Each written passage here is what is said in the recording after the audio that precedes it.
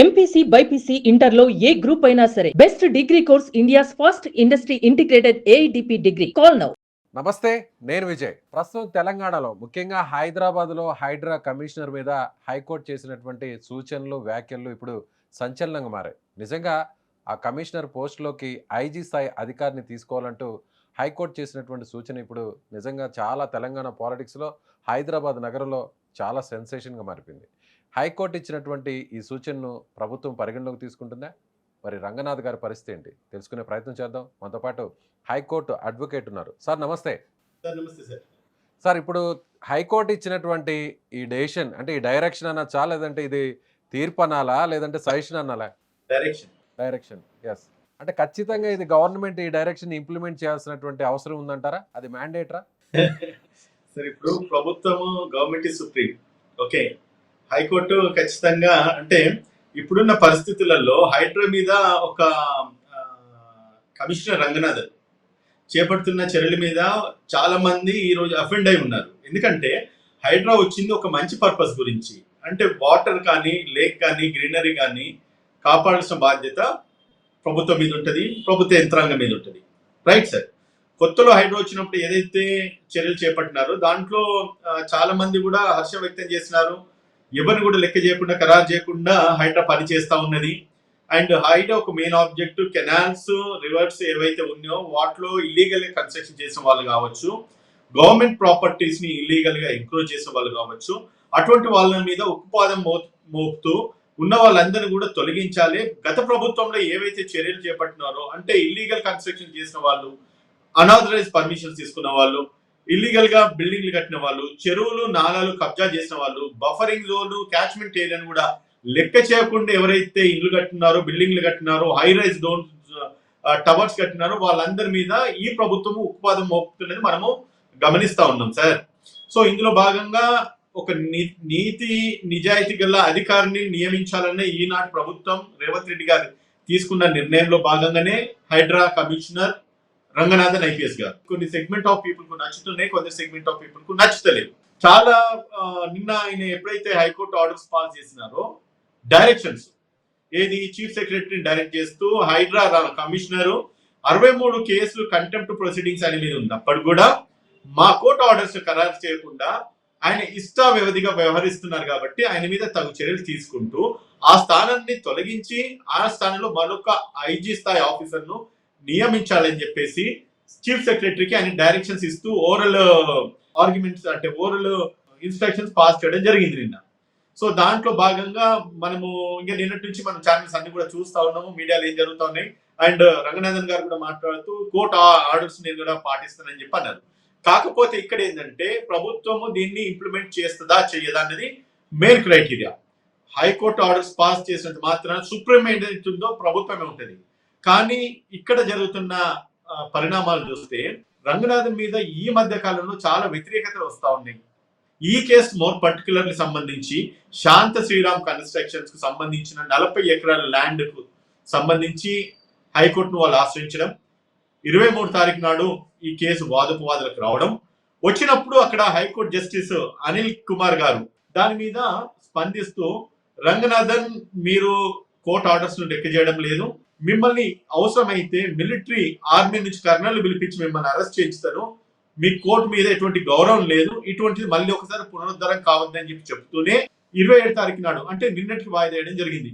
నిన్నటికి ఎప్పుడైతే వాయిదా పడిందో నిన్నటి వాయిదా పడిన దాంట్లో క్లియర్ కట్ గా రంగనాథన్ ని అపాలజీ టెండర్ చేస్తూ మీ అఫిడవిట్ సబ్మిట్ చేయాల్సిన అవసరం ఉందని చెప్పి చెప్పిన తర్వాత నిన్న రంగనాథన్ గారిని హైకోర్టు విచారిస్తూ మీ కోర్టు ధిక్కరణ కేసులు సుమారుగా 63 కోర్టు కంటెంప్ట్ ఆఫ్ కేసెస్ అంటే ఎప్పుడైతే పబ్లిక్ కొన్ని ఇష్యూస్ రైజ్ చేస్తూ ప్రభుత్వం మీద కోర్టును ఆశ్రయించినప్పుడు దానికి సమాధానం చెప్పాల్సిన బాధ్యత ప్రభుత్వ అధికారుల మీద ఉంటుంది. దానికి నువ్వు సరైన సమాధానం చెప్పకపోవడమే కాక కోర్టు పిలిచినప్పుడు కోర్టుకు హాజరు కాకపోవడం, ఇవన్నీ కూడా నీ పొరపాట్లు కాబట్టి నీ మీద కంటెంప్ట్ ప్రొసీడింగ్స్ ఉన్నాయి కాబట్టి ఇంకా నువ్వు అన్ఫిట్ ఫర్ దిస్ డ్యూటీస్ అంటే ఈ యొక్క డ్యూటీలో నువ్వు మరొకసారి కొనసాగడానికి ఏమాత్రం వీలు లేదు కాబట్టి నేను గవర్నమెంట్ కు రికమెండ్ చేస్తున్నా, నేను ఆర్డర్స్ పాస్ చేస్తున్నా, నువ్వు ఒక రిపీటెడ్ అఫెండర్ అంటారు. అంటే ఒక నేరం పదే పదే చేసే వాళ్ళని ఏమంటారంటే రిపీటెడ్ అఫెండర్ అంటారు.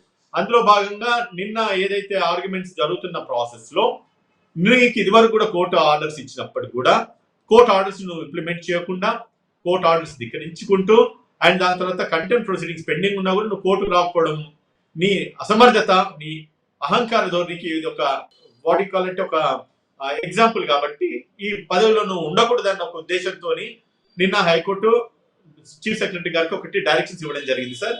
ఆ ఉత్కంఠ నడుస్తా ఉన్నది. మరి ప్రభుత్వం ఎటువంటి నిర్ణయం తీసుకుంటుంది అన్నది అది ముఖ్యమంత్రి గారు అల్టిమేట్ కాబట్టి తను ఏం నిర్ణయం తీసుకుంటుంది మనందరం కూడా ఇప్పుడు వేచి చూడాల్సిన అవసరం సార్. అంటే ప్రభుత్వం కూడా అంటే చీఫ్ సెక్రటరీ మళ్ళీ కోర్టుకు నివేదించే అవకాశం ఉందా? మళ్ళీ తిరిగి కొనసాగించడానికి ఉన్నటువంటి అవసరం వాటన్నిటిని వివరించబోతుందా? హైడ్రా స్థాపించినప్పుడు రంగనాథన్ గారు ఈస్ ఎమినెంట్ ఆఫీసర్ కాబట్టి ఆయన పూర్తి అవగాహన ఉంది. అంటే ఎంతటి వాళ్ళని కూడా ఆయనే స్పేర్ చేయలేదు. కొన్ని సందర్భాలలో కొన్ని మోరల్ గ్రౌండ్స్, కొన్ని మేజర్ కాలేజీకి సంబంధించి కొన్ని చర్చలోకి వచ్చినాయి. ఓఎస్సీకి సంబంధించిన కాలేజ్ ఏదైతే ఉందో దాన్ని కూల్చట్లేదు, అండ్ బడా బాబుల ఇల్లు కూల్చట్లేదు, అండ్ పెద్ద వాళ్ళకేమో హైకోర్టు నుంచి వెళ్ళి స్టే తెచ్చుకునే విసులుబాటు కలిగేస్తున్నారు. కానీ పేదవాళ్ళకి ఆ విసులుబాటు లేకుండానే మీరు వాటి మీద చర్యలు అతి త్వరలో అంటే కోర్టుకి వెళ్ళే అవకాశం లేకుండా సాటర్డేస్ సండేస్ మీరు కూల్ చేస్తా ఉన్నారు. దాని తర్వాత early in the morning 4 o'clock 5 o'clock కూడా లెక్క చేయకుండా టైం కూడా చూడకుండా ఇంట్లో ఉన్న పిల్లల్ని నిర్దాక్షిణంగా బయటికి లాగేసి కనీసం వాళ్ళ పుస్తకాలు కూడా బయటికి తీసుకునే పరిస్థితి లేకుండా, అదే విధంగా కనీసం వాళ్ళ అంట్లకో తిండికో కావాల్సిన సామాన్లు పనిముట్లు బట్టలు కూడా బయటికి తీసుకురాకుండా అంతా ఇన్హ్యూమన్ గా మీరు బిహేవ్ చేస్తున్నాం అంతా కూడా ఇల్లీగల్. అది అప్రోప్రియేట్. చిన్న వాళ్ళకు ఒక న్యాయం, పెద్ద వాళ్ళకు ఒక న్యాయం అనేది చాలా చోట్ల ఇటువంటి పిటిషన్స్ హైకోర్టులో ఫ్రీక్వెంట్ పడతా ఉన్నాయి. అండ్ మోర్ ఓవర్ ఇప్పుడు మీకు ఇలాంటి ఛానల్స్ అన్ని కూడా ఈ జరుగుతున్న ఇన్సిడెంట్స్ అన్నిటిని కూడా పబ్లిక్ లోకి ఎప్పటికప్పుడు వెలుగులోకి తీసుకురావడం వల్ల కూడా పబ్లిక్ అవేర్నెస్ కూడా ఎక్కువ వస్తున్నది, పబ్లిక్ నాలెడ్జ్ లో కూడా ఉంటా ఉన్నది. అంటే ఏమైందంటే ఒకటే, ఇప్పుడు నెగిటివ్ కాయిన్ ఏదైతే ఉన్నదో అది తొందరగా స్ప్రెడ్ అవుతుంది, పాజిటివ్ కాయిన్ ఏది స్ప్రెడ్ కాదు. నిన్న ఆయన మాట్లాడుతున్నారంటే 1,00,000 కోట్ల ప్రభుత్వ ఆస్తులను మేము కాపాడగలిగినాం హైడ్రా తీసుకున్న చర్యల వల్ల. ఇల్లీగల్ ట్రెస్పాస్ చేసిన వారు, ఇల్లీగల్ ఆక్యుపెంట్స్ ఎవరెవరైతే ఉన్నారో వారందరినీ కూడా మేము హైడ్రా ద్వారా వాళ్ళందరినీ కూడా మేము పూర్తిగా నిర్మూలించేసి ప్రభుత్వ వనరులను లేకపోతే ఎన్విరాన్మెంట్ ను లేకపోతే వాటర్ రిసోర్సెస్ ని మేము కాపాడగలిగినాం. ఇది మా యొక్క విధుల యొక్క ప్రావీణ్యం అని చెప్పి వాళ్ళు చెప్పుకొస్తున్నారు. కొన్ని సందర్భాలలో వాళ్ళు మాట్లాడితే ఏంటంటే కంటెంట్ వేసిన పిటిషనర్ దారులంతా కూడా బడా బాబులు ఎవరైతే ఉన్నారో ఇల్లీగల్ గా వాళ్ళు ఎంక్రోచ్ చేసిన వాళ్ళే. సో ఇది ఒక వర్షన్ నడుస్తా ఉంటే మరొక వర్షన్ కూడా ఏం మాట్లాడతారంటే మరి అందరికీ సమన్యాయం ఉండాలి కదా, కొందరికి ఒక న్యాయం మరికొందరికి ఇంకొక న్యాయం ఎందుకు? పెద్దవాళ్ళకి ఎప్పుడైతే కోర్టుకు వెళ్ళడానికి విసులుబాటు కలిగేస్తా ఉన్నారు, కానీ పేదవాళ్ళకి అది ఆ విసులుబాటు లేదు. ఎప్పుడైతే పేదవాళ్ళ మీద దాడి జరుగుతుందో అది మీడియాలో కొంచెం సాఫ్ట్ అండ్ సెన్సిటివ్ గా స్ప్రెడ్ అవుతా ఉంది న్యూస్. పెద్దవాళ్ళ మీద కదా ఆఫ్ కోర్స్ నాగార్జున కన్వెన్షన్ ఎప్పుడైతే కూలగొట్టినారో అప్పుడు అది స్టేట్ గవర్నమెంట్ కానీ లేకపోతే అధికారులకు కానీ ఒక పాజిటివ్ మెసేజ్ అయితే క్యారీ అయింది. సైమల్టేనియస్ గా ఎప్పుడైతే పేదవాళ్ళ ఇంట్లో మీద దాడి చేసేసి కూలగొట్టినారో అది ఒక నెగిటివ్ మెసేజ్ క్యారీ అయింది. హైడ్రా అనేది అంటే రాష్ట్ర ప్రభుత్వం ఏ విధంగా అయితే నడుస్తా ఉన్నదో దానికి ఈక్వల్ గా ప్యారలల్ గా హైడ్రా అన్న ఒక ఆర్గనైజేషన్ ఈ యొక్క సంస్థ కూడా నడుస్తా ఉన్నది. సో కాబట్టి పబ్లిక్ మీరు చెప్పినట్టుగా 1,00,000 కోట్ల రూపాయలకు పైగా వాల్యూ చేసేటువంటి విలువైనటువంటి చెరువుల్ని తిరిగి కాపాడారు, భూముల్ని స్థలాలను కూడా కాపాడారు. అయితే ఇప్పుడు అందరి మధ్యలో ఉన్నటువంటి డౌట్ ఏంటంటే హైకోర్టు ఇచ్చినటువంటి డైరెక్షన్ను ఖచ్చితంగా పాటించాలా లేదా? ఇప్పుడు రంగనాథ్ గారి ప్లేస్లో వేరే వాళ్ళు వస్తున్నారా? అలాగే సోషల్ మీడియాలో కూడా రకరకాల వేరే పేర్లు కూడా వినిపిస్తున్నాయి. సో రంగనాథ్ గారి ప్లేస్లో వీళ్ళని నియమించబోతున్నారు, ప్రభుత్వం ఆ దిశగా కూడా నిర్ణయం తీసుకోబోతుంది అని కూడా జరుగుతుంది. అంటే యాజ్ ఒక హైకోర్టు అడ్వకేట్గా లీగలాటీస్ని ఒకసారి మనం చెక్ చేస్తే, సో లీగల్ ప్రకారం మీరు ఒకసారి మనం చూస్తే, సో అందులో ఖచ్చితంగా ఇంప్లిమెంట్ చేయాల్సిందే, వేరొకరిని తీసుకొచ్చి అక్కడ మళ్ళీ నియమించాల్సిందే అనేటువంటి పరిస్థితి ఉంటుందా? లేదంటే మళ్ళీ కోర్టుకు విన్నవించుకోవడము, లేదంటే మళ్ళీ కోర్టుకి చెప్పిన తర్వాత కోర్టు మళ్ళీ దాన్ని ప్రభుత్వం ఇచ్చినటువంటి ఆ సూచనను కూడా లేదంటే ప్రభుత్వం వివరించిన తర్వాత కూడా అర్థం చేసుకొని యాజ్ ఇట్ ఈస్గా కంటిన్యూ చేయడానికి ఛాన్స్ ఉంటుంది సింపుల్గా? ఇప్పుడు వన్స్ కోర్టు ఆర్డర్స్ ఏదైతే ఇన్స్ట్రక్షన్స్ ఇచ్చున్నారో దాన్ని కనుక ఒకవేళ పాటిస్తే ఏమవుతుందంటే అడ్మిషన్ అవుతుంది. ఏది ప్రభుత్వం తప్పు చేసింది అండ్ ప్రభుత్వం సరి చేసుకోలేదు కాబట్టి కోర్టు ఇంటర్ఫియరెన్స్ వల్ల అతను మార్చాల్సి వస్తుంది. అది ఒకటి సార్, మనం కొన్ని విషయాలు సైంటిఫిక్ గా ఆలోచించాలి, టెక్నికల్ గా ఆలోచించాలి, అండ్ తర్వాత లీగల్ ప్రాస్పెక్ట్స్ లో కూడా ఆలోచించాలి. సైంటిఫిక్ గా టెక్నికల్ గా ఒకవేళ ఆలోచిస్తే కనుక, ఒకవేళ ఆయన తొలగిస్తే కనుక ప్రభుత్వము తను చేసిన తప్పులో ఒక భాగస్వాములు అయినట్టు అయింది. Right sir. సో ఆయన తొలగించాల్సిన అవసరం ఏ మాత్రం ఉందనేది ఇప్పుడు గవర్నమెంట్ నుంచి కూడా గవర్నమెంట్ లీడర్స్ కానీ లేకపోతే అడ్వకేట్ జనరల్ గారు కానీ తను కూడా వాళ్ళ యొక్క ఆర్గ్యుమెంట్స్ కూడా కోర్టు ముందు ప్రజెంట్ చేస్తారు.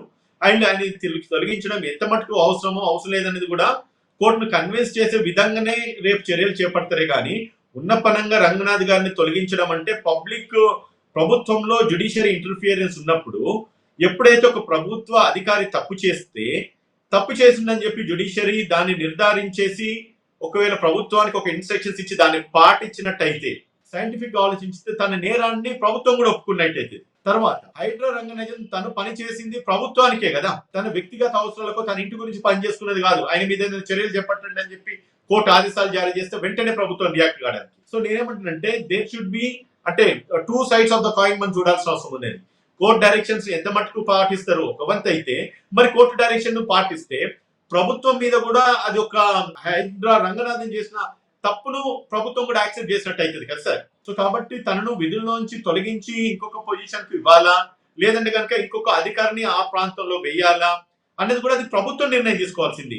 హైకోర్టు డజంట్ హ్యావ్ అంటే కోర్టుని ఒప్పించేటువంటి సాధ్యాసాధ్యాలు ఉంటాయంటారా? జనరల్ గా ఉంటుంది ఆ ప్రొసీజర్ అనేది ఉంటుందా జనరల్ గా జ్యుడిషియరీలో? మళ్ళీ పబ్లిక్ ప్రాసిక్యూటర్ నేరుగా తీసుకొచ్చి కోర్టుకు విన్నవించిన తర్వాత రంగనాథ్ గారిని ఎందుకు కొనసాగించాలి, అక్కడ ఎక్కడ పొరపాటు జరిగింది, కోర్టు అర్థం చేసుకోవడంలోనా లేదంటే జడ్జి గారికి ఇచ్చినటువంటి రిపోర్ట్స్లోనా, వీటన్నిటిని మళ్ళీ డీటెయిల్గా అక్కడ చర్చించుకునే పరిస్థితి ఉంటుందా రెండోసారి? సార్ ఒకటి ఆన్ ఫేస్ ప్రైమా ఫేసి మనకు కనబడుతున్న పొరపాటు ఏంటంటే 63 కంటెంప్ట్లు తన మీద పెండింగ్ లో ఉన్నాయి ఒకటి.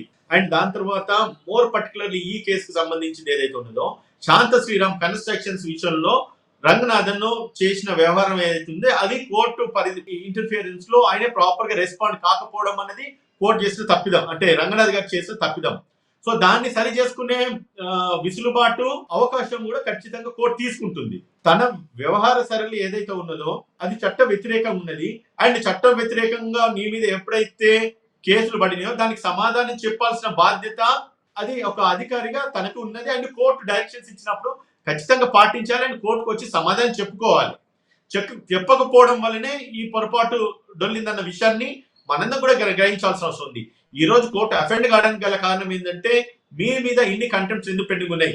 అట్లంటే ఇదివరకు ప్రభుత్వంలో చీఫ్ సెక్రటరీ మీద కూడా సుమారుగా 600 పైచిలకు కంటెంప్ట్లు పెండింగ్ ఉండే సార్. సో అప్పుడు మరి ప్రభుత్వం కానీ అప్పుడు కానీ కోర్టు కానీ ఇంత సీరియస్ గా స్ట్రింజెంట్ గా రియాక్ట్ కాలేదు, రెస్పాండ్ కాలేదు. అంటే there will be several reasons ఉంటాయి. బట్ ఇక్కడికి వచ్చిన తర్వాత కొంత హ్యూమన్ కన్సర్న్స్ కూడా కోర్టు పరిగణలోకి తీసుకోవాల్సి వస్తున్నాయి. ఎందుకంటే ఇప్పుడు మీడియా కథనాలలో ఏవైతే మనము చూస్తా ఉన్నామో హైడ్రా చేస్తున్న కార్యక్రమాలు, అంటే ఒకటి ఇంగ్లీష్ లో ఒక సేయింగ్ ఉన్నది, if you want to see the heaven you have to die అన్నారు. అంటే మనం స్వర్గం చూడాలంటే ఖచ్చితంగా చచ్చిపోక తప్పదండి. అంటే ఇప్పుడు ఈ రోజు హైడ్రా చేస్తున్న కార్యాచరణ ఏదైతే ఉన్నదో రేపటి బాగుకు రాష్ట్రం బాగుండడానికి కానీ రాష్ట్రానికి అందాల్సిన వనరులకు సంబంధించి కానీ నీటి విషయంలో కానీ పొల్యూషన్ కంట్రోలింగ్ విషయంలో కానీ రేపటి భవిష్యత్తుకి అది ఉపయోగకరంగా ఉంటుంది అన్నది ఆలోచించి ఈ రోజు ప్రభుత్వం అంత స్ట్రింజెంట్ గా పనిచేస్తా ఉన్నది. సో దాన్ని కొందరు హర్షిస్తా ఉన్నారు, కొందరు వ్యతిరేకిస్తా ఉన్నారు. కానీ కొన్ని సందర్భాలలో హైడ్రా చేస్తున్న కొన్ని అంటే యాక్టివిటీస్ ఏవైతే ఉన్నాయో అది కొంచెం చట్ట వ్యతిరేకమైన పనులు, అంటే వితౌట్ నోటీస్ ఇవ్వకుండా కూల్చే కార్యక్రమాలు ఏవైతే ఉన్నాయో అది కొంత ఇల్లీగల్ అవుతా ఉన్నది. అండ్ సాటర్డే సండేస్ కూల్చడం ఇల్లీగల్ అవుతా ఉన్నది. కోర్టు ఆర్డర్స్ ఉన్నా కూడా వాటి మీద ఇంటర్ఫియర్ అవుతూ కూల్చేస్తా ఉన్నారు. అది ఇక్కడ మెయిన్ ప్రాబ్లం అయింది. ఈ పర్టికులర్ సంబంధించి కోర్టు ఆర్డర్ ఉన్నప్పటికీ కూడా మీరు ఎందుకు ఇంటర్ఫియర్ అయినరు, మీరు అనర్హులు కాబట్టి మీరు ఈ సీట్ లో కొనసాగొద్దు అన్న ఒక ఉద్దేశంతో జస్టిస్ అనిల్ కుమార్ గారు నిన్న ఆర్డర్స్ డైరెక్ట్ చేయడం జరిగింది sir. Thank you so much. So ఇది హైకోర్టు అడ్వకేట్ ఉదయకాంత్ గారి అభిప్రాయాన్ని మీరు ఏకీభవిస్తున్నారా, వ్యతిరేకిస్తున్నారా? అయితే కామెంట్ చేయండి. Thank you.